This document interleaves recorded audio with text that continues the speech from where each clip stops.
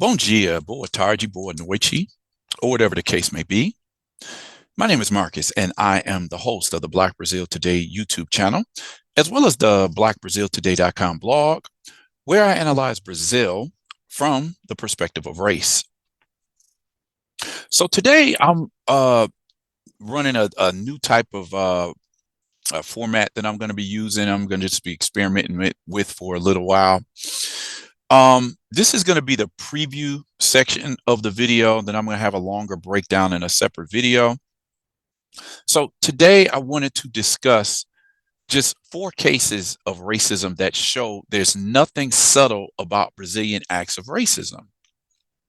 Now, the reason I feel like I have to do that is because for years, this has been the MO of Brazil. Well, okay, if they don't flat out deny racism, then they'll say, okay, the racism in Brazil is just subtle. It's not blatant in your face like it is in places like the United States. And after, looking at Brazil for 23 years, I come to conclude, and I concluded this a long time ago, I don't see anything subtle.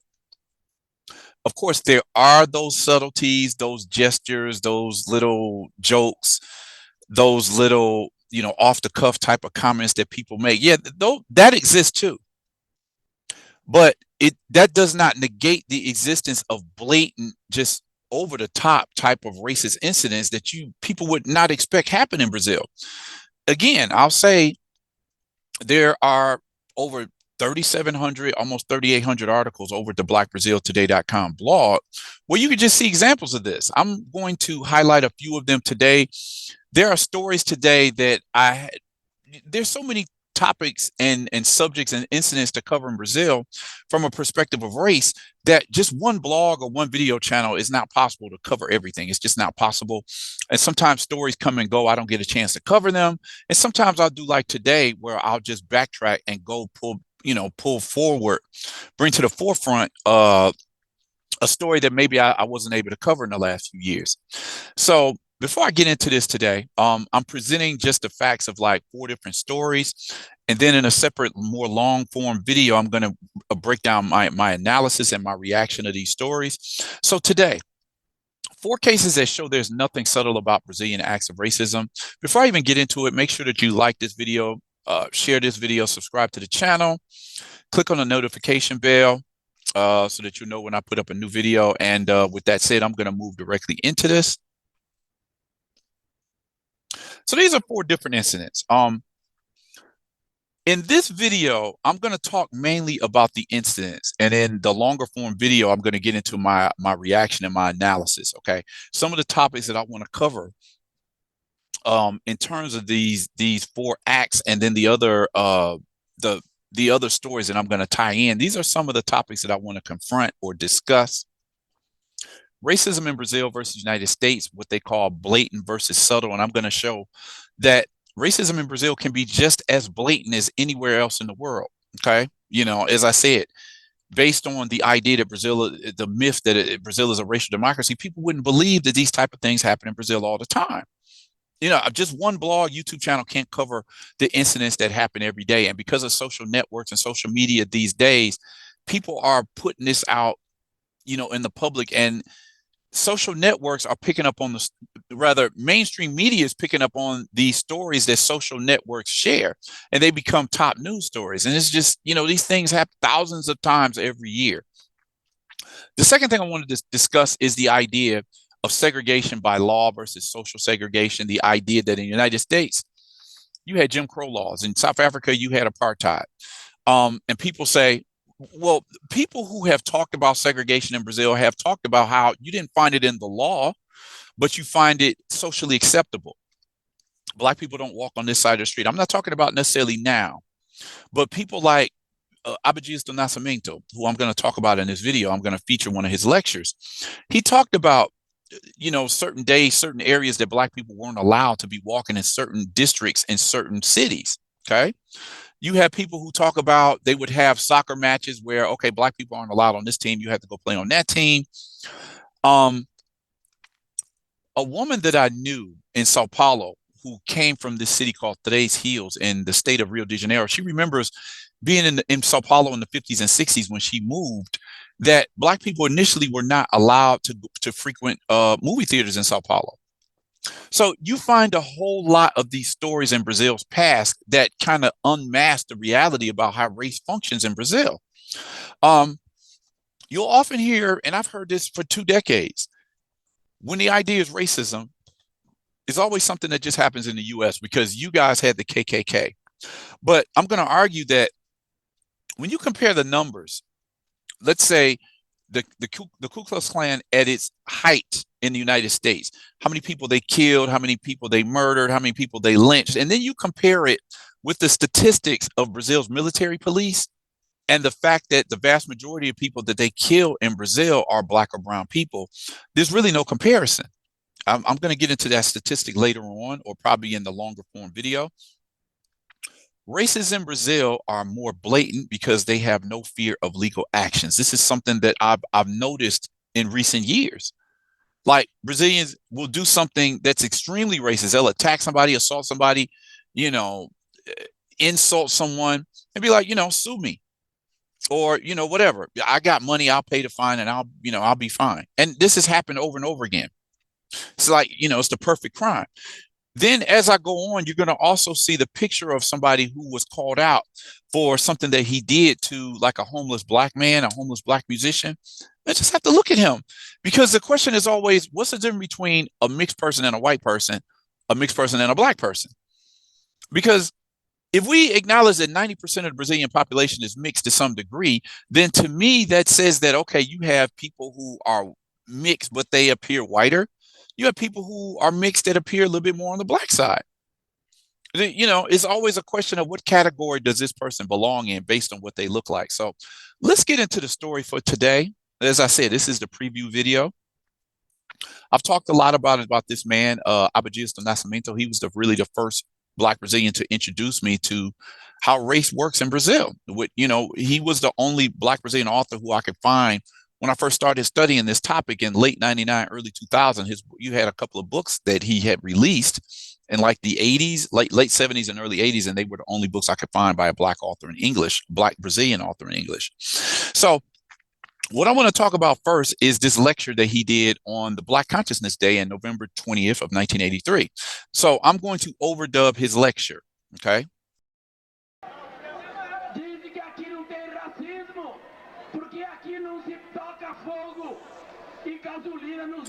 They say there's no racism here because here you don't set fire to Black people with gasoline or hang Black people by their throats on public sidewalks.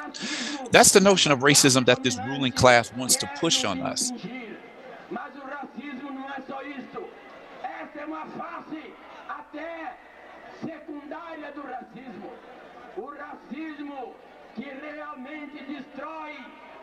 But there's more to racism than that. This is even a secondary face of racism. The racism that really destroys the vitality of a people. The racism that really usurps the rights of a people.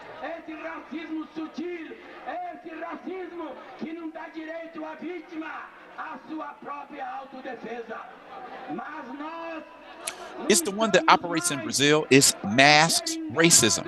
It's this subtle racism. It's this racism that doesn't give the victim the right to self-defense. But we're not about to be fooled by false slogans of racial democracy anymore. And that's why we're here in Praça da República, emphasizing our visibility in this square that's ours, like the Condor jungle. We want to say that we repudiate this subtle racism, this masked racism. So as you can see, as you heard in his speech from 1983, the idea that subtle racism happens in Brazil. This is the way racism works in Brazil. It's not blatant like in other places where they lynch people, blah blah blah. But that's not necessarily the case. And when I started studying Brazil just year after year, I came to my own. I'm like, what's subtle about racism in Brazil? If you analyze the headlines and look at the stories, there's no way you can come to the idea that only subtle racism exists in Brazil, because subtle racism exists everywhere, even in the US, right? But it's not just subtle racism. It's blatant acts of racism that subtle would not be the word to describe it.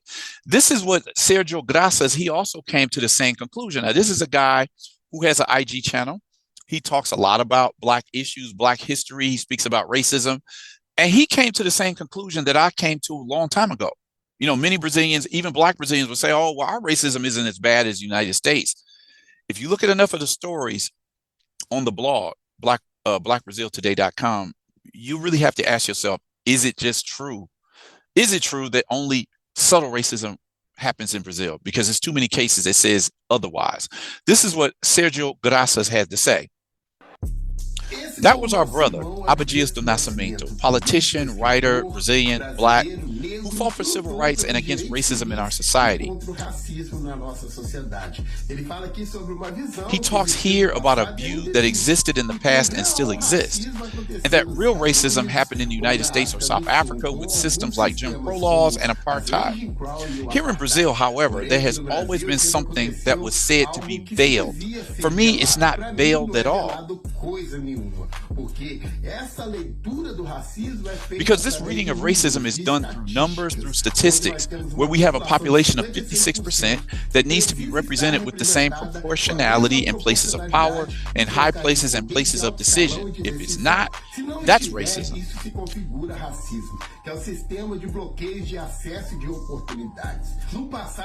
Which is the system of blocking access and opportunities. In the past, we didn't have the opportunity or the voice to talk about these situations. Today, we have that opportunity, and we will never remain silent. So you heard what Sergio Graças had to say, okay? Now, I want to move into just 4 cases of racism. It makes you ask, like, I thought it was supposed to be subtle in Brazil. And these are just a couple of the thousands of incidents that you can find. If you speak Portuguese or you can read Portuguese, you can find it just searching these incidents online in Portuguese. If not, I have, like I said, thousands of articles on the blackbraziltoday.com blog. So let's just check out a couple of them. This is a story from, I think this was earlier this year. Filthy Black. White woman offends and spits in the face of a Black man. This is by Pedro Borges. In August of 2023, Marcos Paulo Franco, a Black man and a student of a mechanical maintenance course for young people, was the target of racist offenses. Samira Victoria Serafim, a white woman who participated in the same training group at a Sinai unit in São Manuel in the state of Sao Paulo, spit in his face. The two were employees of a sugarcane production company which carries the same name as the city. The case happened on June 2nd after a disagreement between the two students in the classroom. The course teacher was absent from the classroom for a few minutes to go to the bathroom when Samita started to offend Marcos with the words, "You victimize yourself for being Black. You're Black. That's why you're in ish." Filthy Black, she called him. Then she got up. They're separated by computers. She just got up and spit in his face. Nothing subtle about that, right? Then you have another story. This happened, I think, maybe back in April. Former volleyball player beats Black delivery man with a dog collar in Rio de Janeiro. This is from Cecilia Solter. Former volleyball player Sandra Matias Correa de Sá is being accused of racial injury and aggression after attacking a group of app delivery people on Sunday, April 9th, 2023 in São Conrado, an upper crust neighborhood in the south zone of Rio de Janeiro. In a video that went viral on social networks, Sandra was shown assaulting Max Angelo dos Santos. The worker was with other delivery people on a staircase on the sidewalk of one of São Conrado's streets when, according to him, the woman came up to him, spat on the ground, and continued walking. The volleyball player then returned and started a commotion with the other girl. He reported to Jornal Nacional, the news program on Global TV in Brazil. So this is the woman and this is the guy who was assaulted. Mox also said that while Sandra assaulted one of the delivery women, she said that they were not in the favela slum. She says, "You're not in the favela, you're here. I'm the one who pays the IPTU here, boy." IBTU are property taxes. The delivery woman on the receiving end of the attack said that the woman called her trash and a favelada, meaning a person from the favela slum. She called me garbage, favelada, a lot of things, bad name, and calling for a fight. And I didn't want to fight. I said, "I don't want to fight. I'm going to run." "Yes, because I don't want to fight," said the female delivery person. So this is Max showing the marks that this woman left on his back after she, whipped him with a dog leash. Sandra then stepped to Max hitting him with punches and kicks. She then picked up a dog's collar and started to whip him. Speaking on her actions, Mox said she treated me like I was a slave, but she's forgetting that slavery ended many years ago and that can't happen. It's unacceptable. We can't accept a situation like this, said the delivery man. I've said this before. In some ways, you still feel like it seems like Brazilian society still looks at Black people as if they were enslaved, right? You see a lot of examples of this. Mox lives in Rocinha, which is one of the biggest favelas in Rio de Janeiro, and has been working informally for a year and a half since he lost his former job. Okay, that's the next case.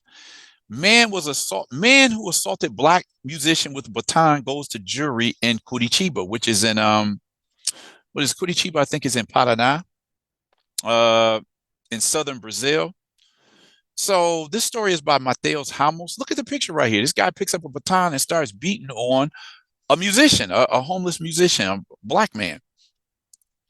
In November 2022, Paulo Cesar Bezerra, aggressor of the musician Ogivaldo Carlos da Silva, better known as Neno, goes to the popular jury for attempted triple qualified murder and racial injury. The decision was given on Friday, February 15th, a little bit more than maybe 11 days ago, 12 days ago, by Judge Leonardo Bichara Stancioli. The case happened in 2022 and was registered in downtown Curitiba. This is the man who was assaulted. In November of 2022, Paulo Cesar assaulted the musician Ogivaldo Carlos da Silva, better known as Neno. The assaults were filmed by security cameras and show the man assaulting Neno with a baton. The court considered three qualifiers in the crime: a vile motive, a cruel means, and an appeal that made it impossible for the victim to defend himself. In the decision, the judge denied the request for freedom for the aggressor, who has been in prison since the day of the crime. Now, this is what trips me out right here. Look at this guy. He obviously made a racial slur like "you Black," but I'm like, look at this guy. Is it just me? Because this guy doesn't look anywhere near white to me, but yet he's attacking another guy because he's homeless and he's Black. We've seen situations like this in several different, I've covered this in other articles where it's like the so-called pardos or the persons of mixed race, they'll often take on some of the same ideological beliefs about Black people and commit racist acts against, clearly Black people, even themselves being mixed to some degree. I wouldn't have guessed that this guy considered himself white, and I don't know that he does or he doesn't. I'm just saying he attacked a homeless man for being Black and homeless. But yet, isn't this an action of somebody you would consider to be racist and most likely with white skin? It blows me away sometimes when you see people who look like him take out animosity against, more visibly Black people. Anyway, let's keep the story moving. I just wanted to point that out. This is what I was saying earlier in the video when I said the difference between what's pardo or brown mixed versus branco, which is white. I don't know if this guy considers himself white, but he's clearly not white, but he took this racist action. The defendant manifested racial intolerance and prejudice and acted due to the condition of economic vulnerability and racial prejudice in relation to the victim, as well as manifesting intolerance to a homeless person, read the sentence. The prosecution points out that the defender uttered offensive words against Neno's race and color. The complaint indicates that the man said, "Hey, negro, monkey, a homeless person has to die."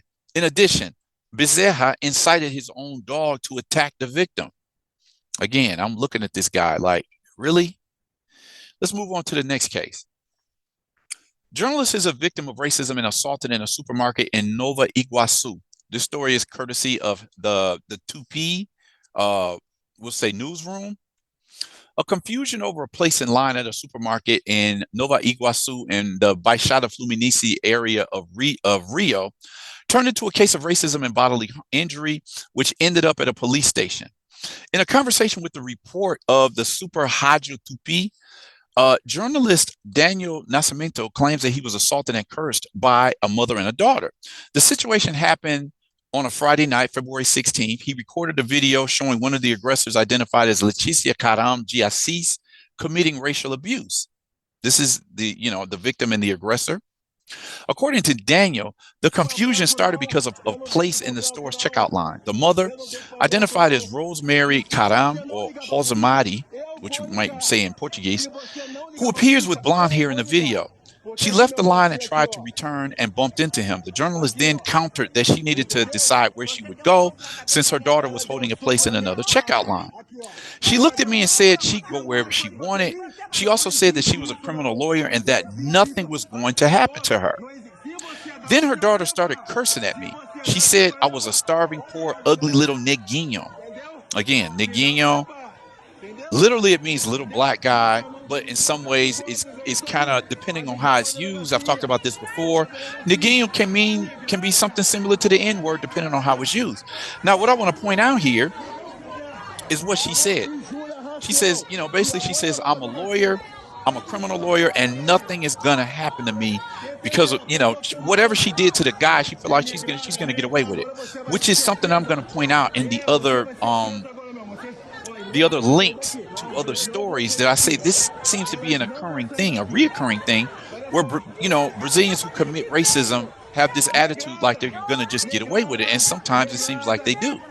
So anyway, these are the stories that I wanted to talk about today. Curious to know what you thought about these stories. I mean, this is what comes out of Brazil. You can see stories like this come out of Brazil every single day. But at this point, I'm going to end the preview part of the video. I'm going to end that here. Feel free to comment on this video up until this point.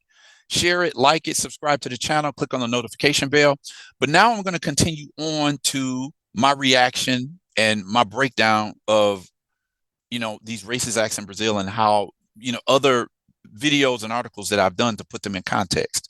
So for those of you who want to check out my breakdown, I'll see you on the other side.